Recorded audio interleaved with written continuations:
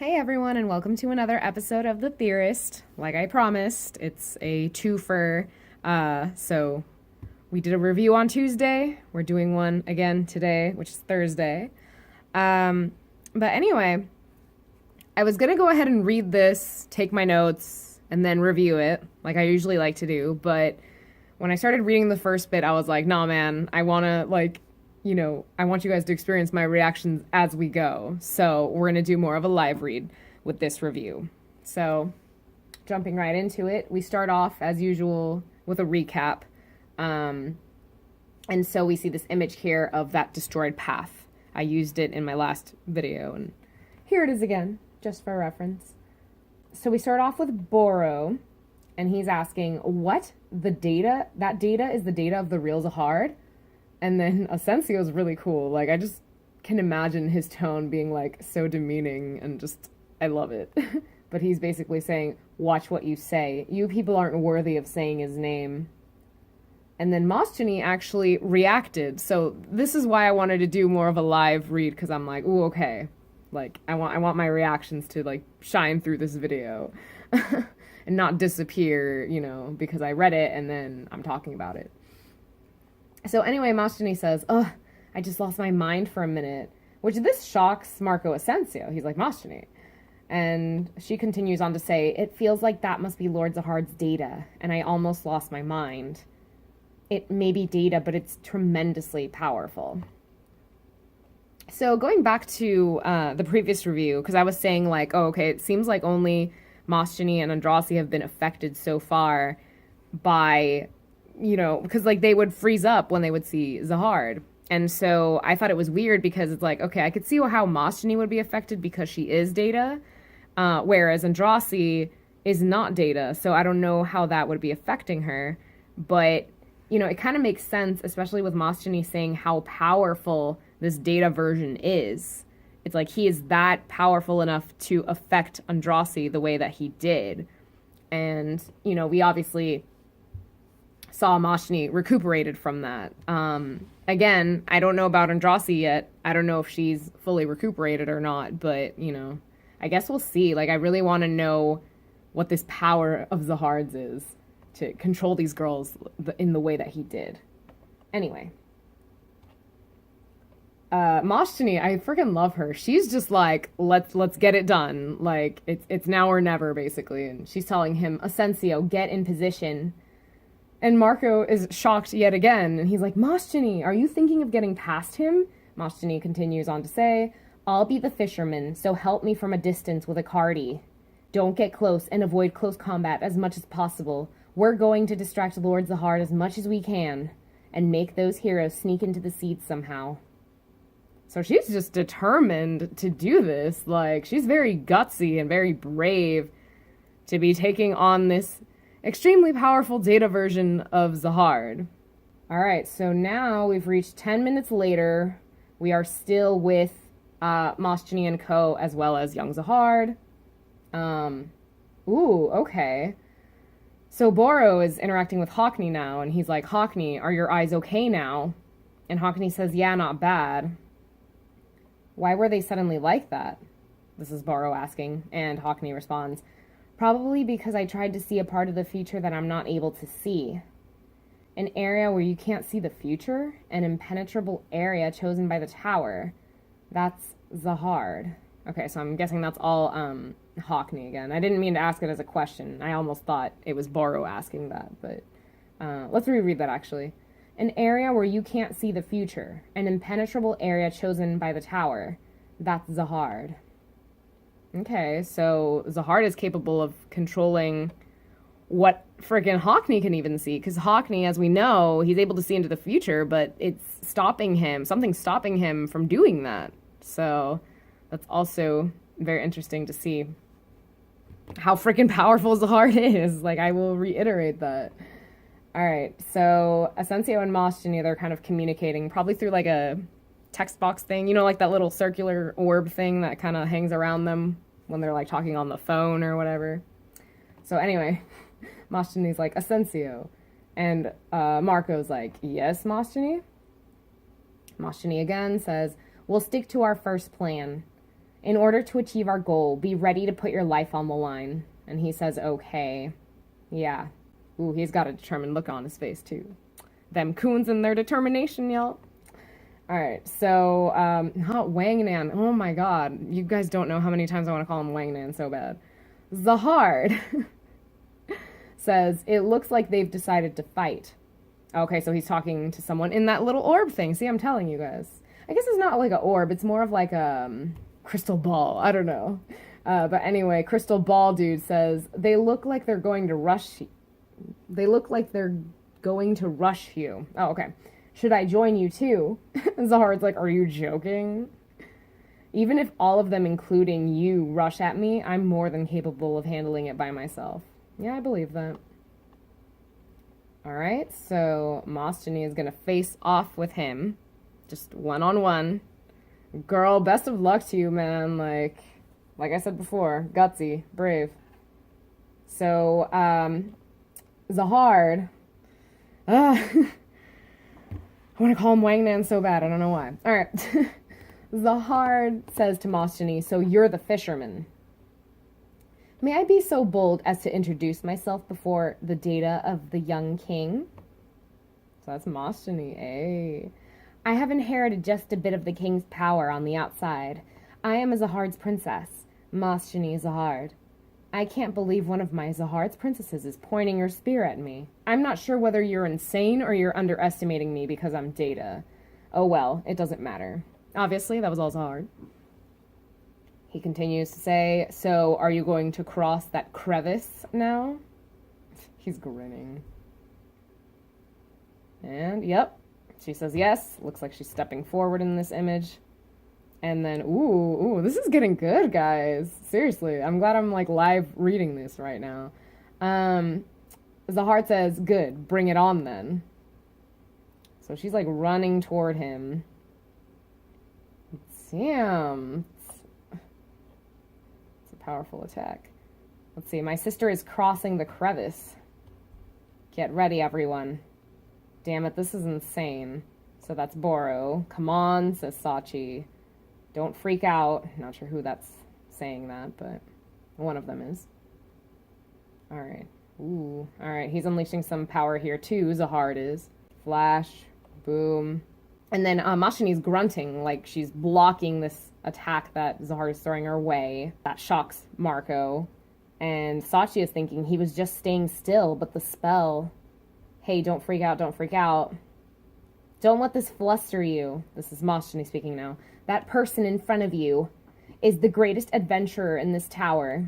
Alright, more action scenes, of course. Very action-y this time around. Very cool to see, especially with Mostany and Zahard going face-to-face, one-on-one here.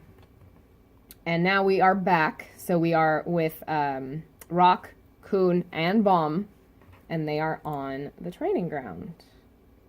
And then we see Bomb is experimenting with the orb again. And, oh, his outfit is so cute. Not Bomb's, but, Kun had ones. I mean, I guess Bomb's a cutie. It doesn't matter what the fuck he's wearing. He's always cute. I'm gonna get a swig of water here real quick. So Kunad1 says, alright, it should be enough of you maintain that much tension. Should we try attacking with the orb now? The rock is the target. Try it now. Okay, so that's Bomb. Let's do this. See, look at his face. He's so cute. Like I said, it doesn't matter what the fuck he's wearing. He's adorable. Okay.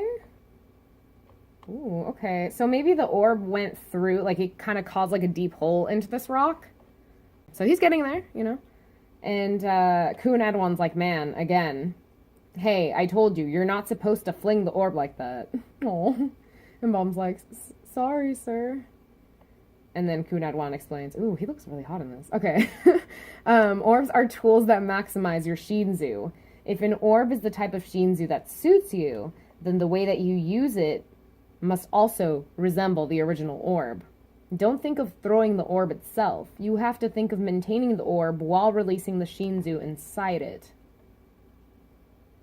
Okay. Okay, it's not throwing the orb, it's using the orb. Got it? And so then Bomb's like, okay. So I think I get what's gonna happen. I'm pretty sure we'll get an image of it. Okay, this looks like Rock's hand here. Ha, ha, ha, ha. Come out shield. Okay, so I believe Coffee Addict is training with Rock, because we see, like, this nervous-looking face of Coffee Addict. And he's just like, what am I doing here? Come out, damn it, that's Rock. Oh my gosh. And then frickin' Wangnan, oh my god. Every blonde that I see apparently is Wangnan, guys. That's just the matter of the truth here. So Wangnan number 3, I guess. Or, in other words, Coffee Addict, is like, how are you guys so clueless about Shinzu? Of course he's thinking that. I don't think he's saying that out loud. So he goes on to say, I guess you were always able to create Bang, Kun. And Kun responds, well, I've been practicing during my journey up the tower. Still, it's not good for much except strengthening. And then Rock's kind of given up at this point, and he's like, why won't it work? Oh... Coffee Addict. Okay, I can see why. Okay, I'm still a little bit weirded out by people shipping Kun and Yuhan Sung together, but I can kind of see why people like that pairing, just because, like, the tensions between them at times. Because, for example, here, Wangnan again. Oh my god, guys.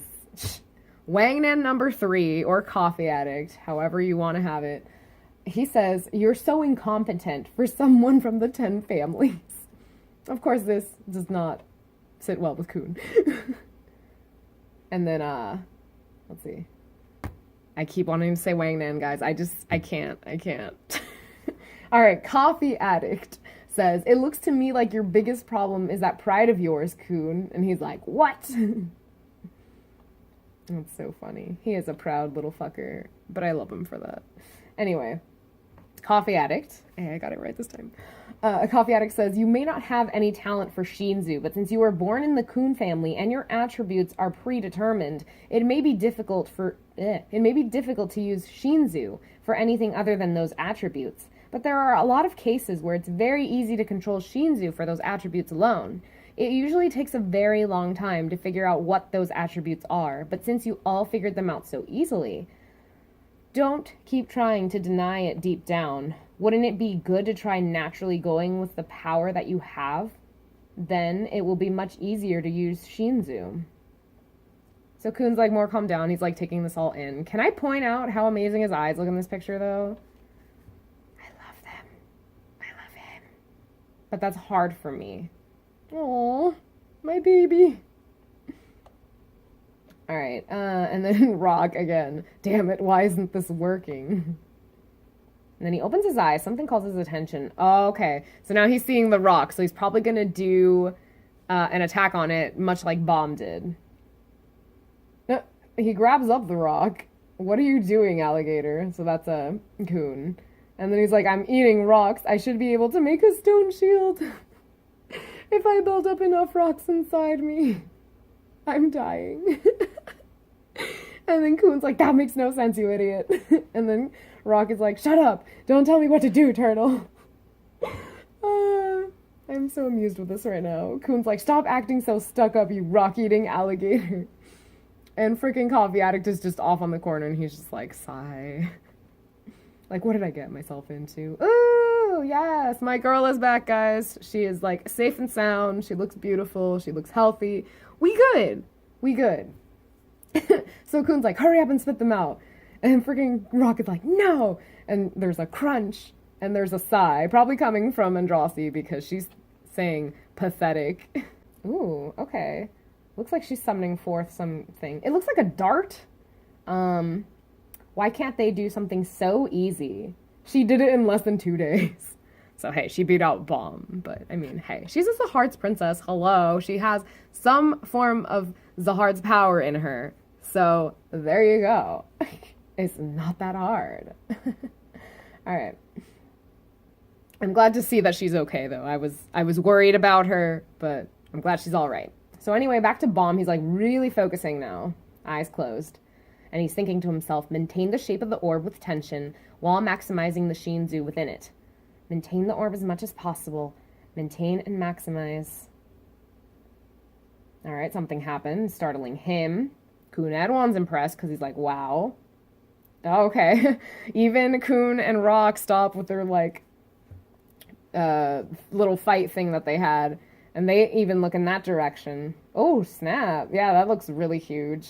Y'all see here. And Bomb's just like, it worked. Now attack. Alright, damn. Yeah, very good. Very good. He's even causing ripples in the water here. That's how strong that was. Or is that water? It looks like water, I don't know. What was that? So that's Kun. That power is remarkable, coffee addict. That was dangerous. That's, of course, Andrasi. It all freaking knocked over her, like, fruit or whatever that she had next to her. And then Bomb is even impressed with himself, of course. And he's like, this is the power of the orb. So Kunadwan's thinking to himself, well done. He should be able to use that if he can just maintain the orb. He should be ready to move on to the next stage. And then something calls his attention. Electric eyes. And he's like, huh? Okay, whoa. Oh, okay. Sworn enemies have shown up. And pink-haired... I'm really confused now, because pink-haired dude, like, these are traps. This is another, like, freaking coffee addict here. Because I swear to God, it looked like a dude. Pink-haired sworn enemy. And now, like, he has, like, these, like, hair things. He almost reminds me of, like Sailor Moon, or, freaking Mine, I think was her name, from Akame ga Kill. Sasami from frickin' Tenchi Muyo, like the girl with like the pigtails. Y'all know who I'm talking about. Blue-haired girl. Like, I'm just like envisioning all these like anime girls right now. So anyway, pink-haired sworn enemy is like, all right, let's start hunting down the sworn enemies. And then I'm gonna guess it's Beal who's thinking it looks like... Oh, no. Okay, it's Kun Edwan. And he's like, it looks like some worthy opponents have appeared. All right. So that means that next chapter, we will see Bomb facing off against these sworn enemies. Of course, well, Andrasi doesn't have to face off with hers, unless he suddenly turns his back on her all of a sudden. But, you know, she's going to be powerful enough to face off against them as well. I'm a little bit worried about Kun and Rock, since they don't have their power figured out yet. They're, not clicker, but you guys know what I'm talking about. Like, the clicker chooses their shape of their Shinzu. Like, they don't have that figured out yet. They're powerful to stand on their own and fight against these sworn enemies. Granted, Rock doesn't have a sworn enemy to fight against, but, I mean, there is that pink-haired one.